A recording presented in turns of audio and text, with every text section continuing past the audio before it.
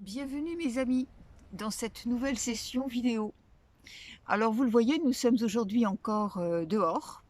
Nous profitons de l'été ensemble et nous allons voir aujourd'hui des choses qui sont toujours pareilles d'actualité.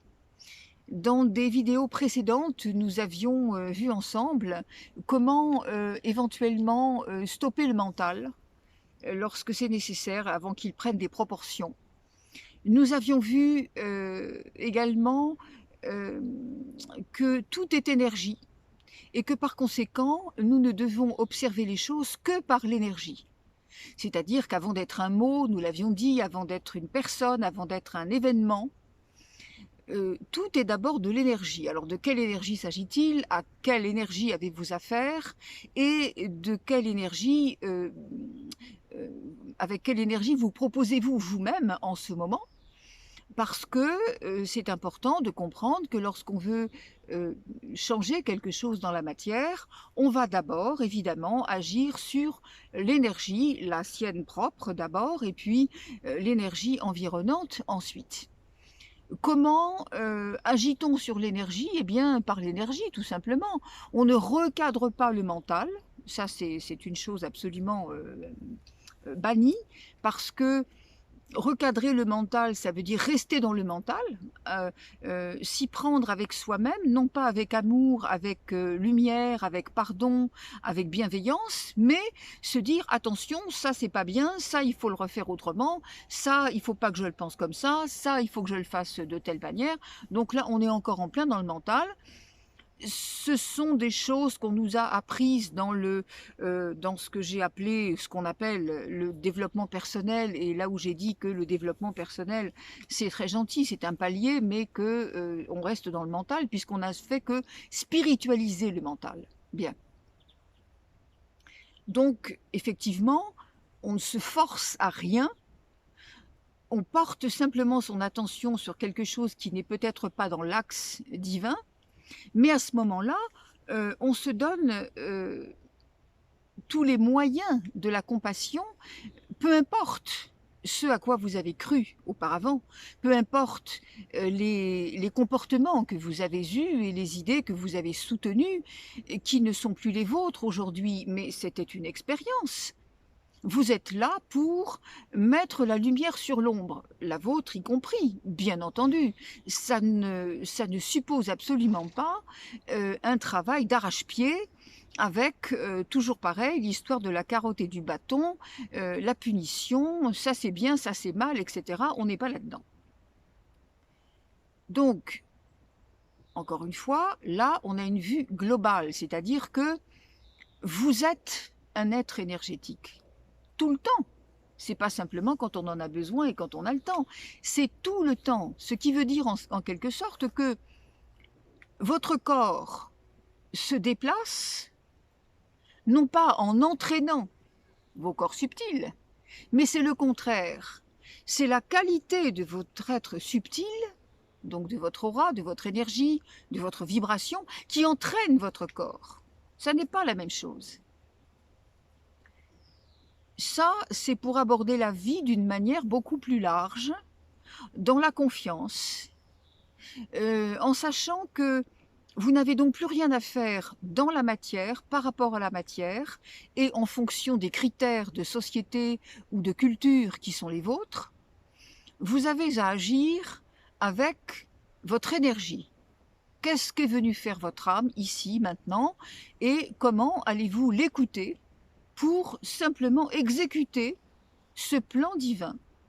Tout simplement. Donc là, on ne se pose aucune question, dans la matière. Bien.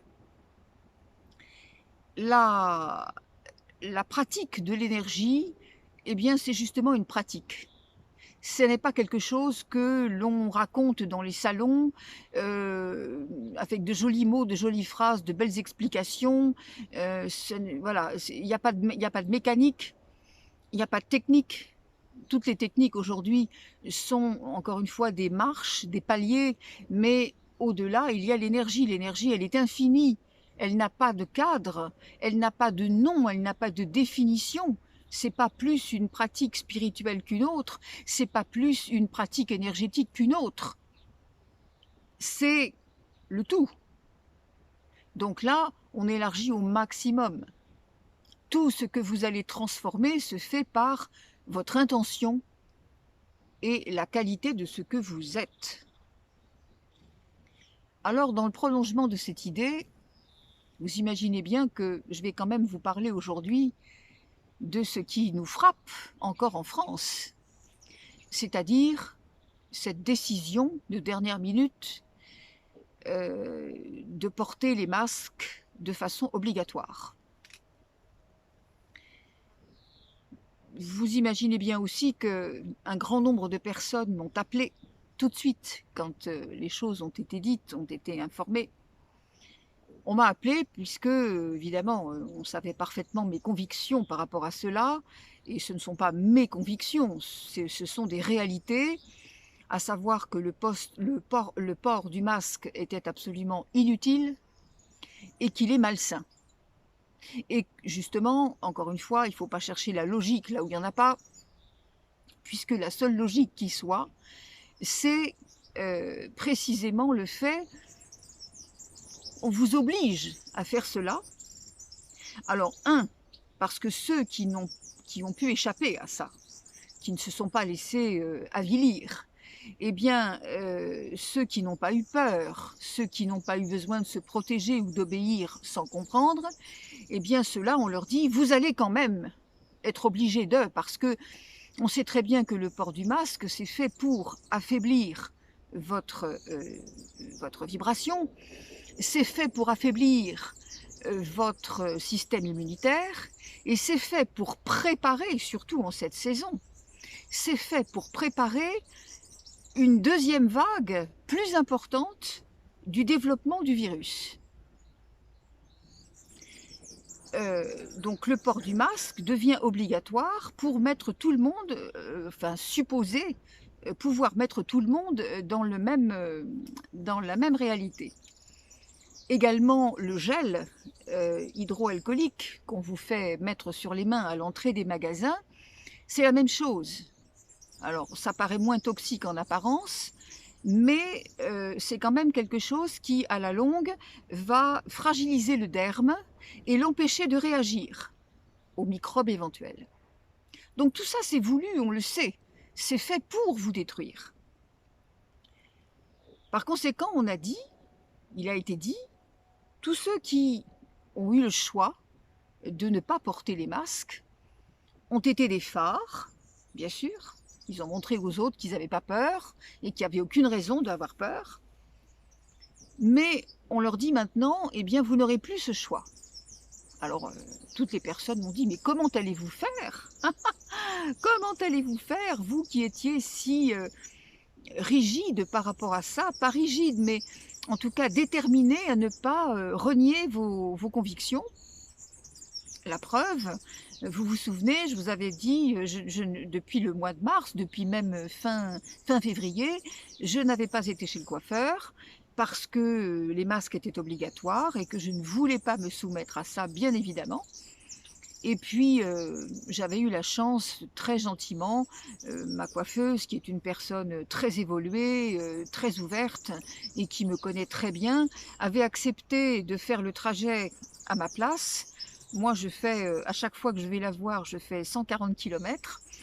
Et elle a accepté de faire la même chose pour venir me coiffer à la maison.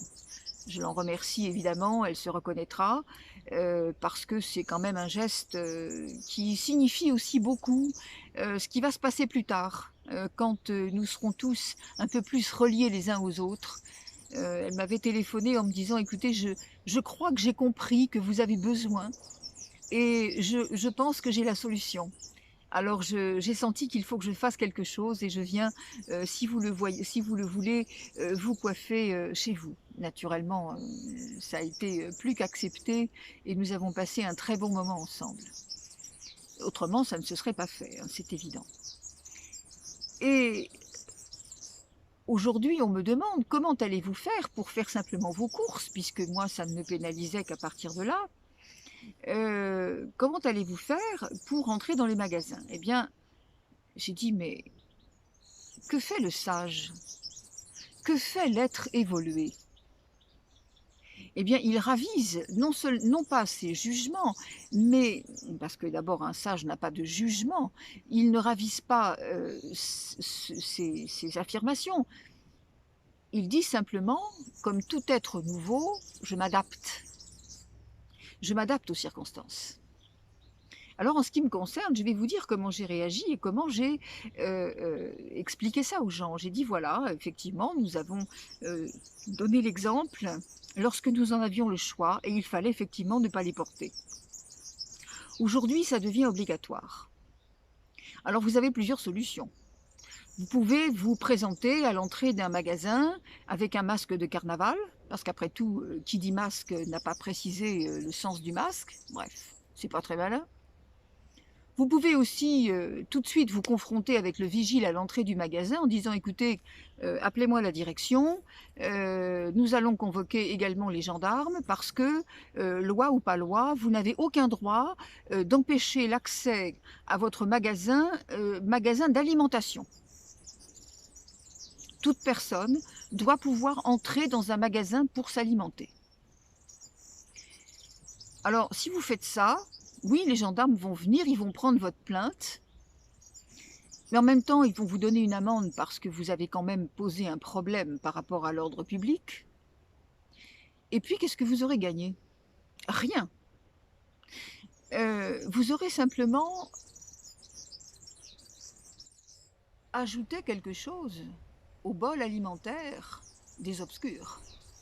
Parce que le but, je vous ai dit tout à l'heure, c'est vous faire tomber dans votre talon d'Achille.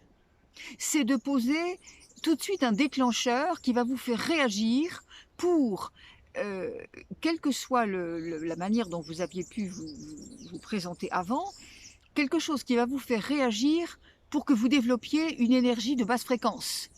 Parce que c'est ça qui les alimente. Le virus et le traitement du virus n'a aucune importance pour les obscurs. Le problème, c'est de développer au maximum chez les gens de la colère, de la peur, du désarroi, de l'incertitude, etc., etc. Donc vous n'avez rien gagné en faisant la guéguerre, en ayant un esprit procédurier qui de toute façon n'aboutira pas et qui, encore une fois, c'est une perte de temps et c'est alimenter les obscurs. Donc vous allez à l'encontre. Non, maintenant, que fait le sage? Eh bien, il dit: «J'ai été un phare, eh bien maintenant je vais être un cheval de Troie». C'est-à-dire que je vais les porter, ces masques, mais pas du tout avec l'état d'esprit des gens qui les ont portés jusqu'à maintenant. C'est-à-dire que nous allons porter ces masques en sachant ce que nous faisons, en conscience, pardon, et nous allons les porter, non pas pour nous protéger, non pas pour obéir, mais parce que nous allons finalement continuer à œuvrer de cette façon. Pour quelle raison? Lorsque vous allez entrer dans ce magasin avec ce masque, d'abord, vous leur faites croire que ça y est, vous êtes soumis, donc ça s'apaise. 2, tous les gens qui vous regardaient avec la haine, lorsque vous ne les portiez pas, ces masques, eh bien tous ces gens-là, cette haine, elle a été quelque part, eh bien tous ces gens-là vont aussi s'apaiser quelque part. Mais vous, en même temps, vous savez que ce que vous faites là, c'est pour continuer à mettre votre lumière sur l'ombre, puisque vous apportez quelque chose qui va faire grandir, qui va enlever une part de cette ombre. Donc ça n'est pas se soumettre, c'est juste agir avec ce qu'on nous demande en ce moment, c'est-à-dire l'adaptation. Une adaptation immédiate au contexte. Et ça ne peut se faire que si l'être humain divin a compris qu'il n'avait rien à craindre, qu'il n'avait rien à perdre, qu'il ne peut être altéré en aucune façon. C'est pas parce qu'on vous fait mettre un masque, on pourrait même vous habiller en clochard ou tout ce que vous voulez, ça n'altère en rien la lumière que vous êtes, ça n'altère en rien la puissance divine et lumineuse qui est la vôtre. Ça ne se peut pas. Et c'est justement là encore, ça va être un un sujet de déception pour les obscurs qui vont dire, eh bien, même ça, ça ne fonctionne pas. Voilà comment vous pouvez agir.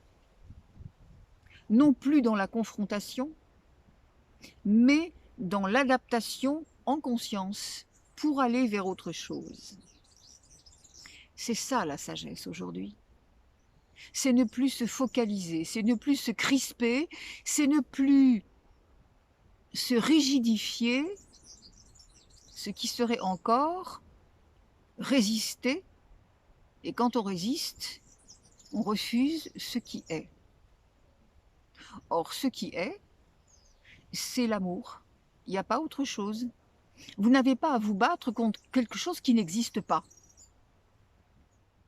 Toutes ces histoires de masques et tout ce qu'on vous raconte dans l'information, c'est le jeu vidéo, hein. Attention, c'est la guéguerre, c'est les mots, c'est les concepts, c'est les oppositions, c'est la dualité. Ça suffit. Soyez au-delà. Tous les jours, vous faites des choses dans la société avec lesquelles vous n'êtes pas en accord. C'est pas parce que vous êtes éveillé que vous dites j'arrête de payer mes impôts, j'arrête de payer mes factures d'eau et d'électricité parce que cela ne devrait pas être. Vous êtes contraint. Mais vous pouvez le faire avec un esprit tout à fait spirituel. Et ça prend une toute autre tournure. Vous ne dites pas j'arrête de faire mes courses dans les magasins, je ne ferai pas mon plein d'essence dans les stations. Pourquoi? Mais parce que ça alimente les trusts des Illuminati.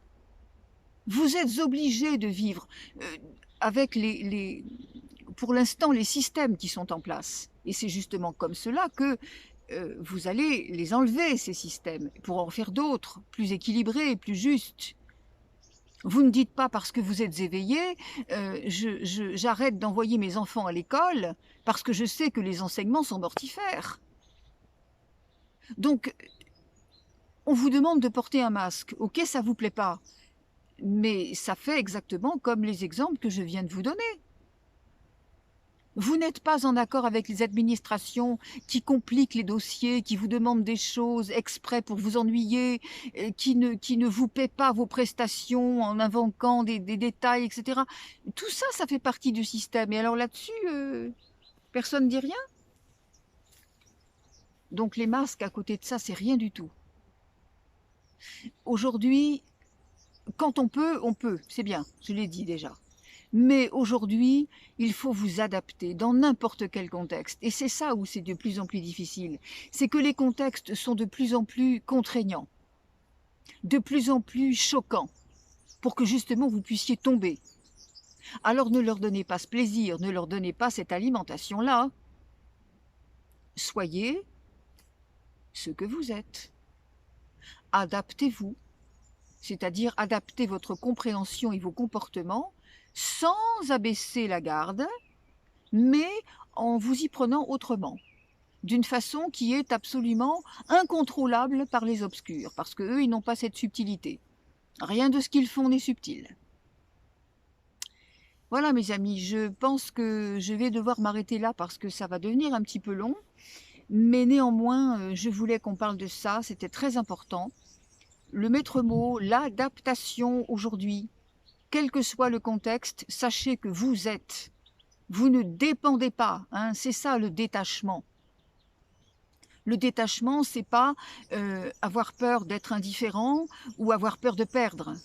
Le détachement, c'est ne plus être dépendant de quoi que ce soit et de qui que ce soit. Et voilà un bel exemple de détachement. Ça veut dire que vous gardez votre axe, quoi qu'on vous fasse faire. Vous avez bien conscience que vous êtes là dans un travail très intéressant, très important, capital même, parce que chaque fois que vous mettez la lumière sur l'ombre, chaque fois que vous ne jugez personne, chaque fois qu'au contraire vous êtes là pour prendre les choses avec bienveillance, là vous faites un vrai travail d'être évolué. À bientôt mes amis. Je vous remercie d'avoir eu la patience de m'écouter jusqu'au bout et je vous souhaite une très grande faculté d'adaptation parce que Tout le monde est équipé. Ah oui, ça j'avais oublié de le dire. Il y a des personnes qui me disent: «Oui, ça je comprends, mais je peux pas». Je ne peux pas, c'est impossible. Vous êtes tous équipés. La seule manière de pouvoir mettre en pratique les, les ressources qui sont dans votre cœur, eh bien, c'est précisément de ne pas regarder la vie par le prisme du mental, mais avec ce qu'il y a dans votre cœur. Et un être énergétique peut tout. Vous êtes dans l'illimité, vous êtes connecté en permanence à la création totale, à l'amour. Alors, ne regardez pas la petite guéguerre qui est en train de se faire, ne regardez pas la petite situation bien cadrée qui est en train de se vivre. Voyez grand, voyez large. Et on est presque au bout. Alors, c'est pas maintenant qu'on va baisser la garde. Namasté.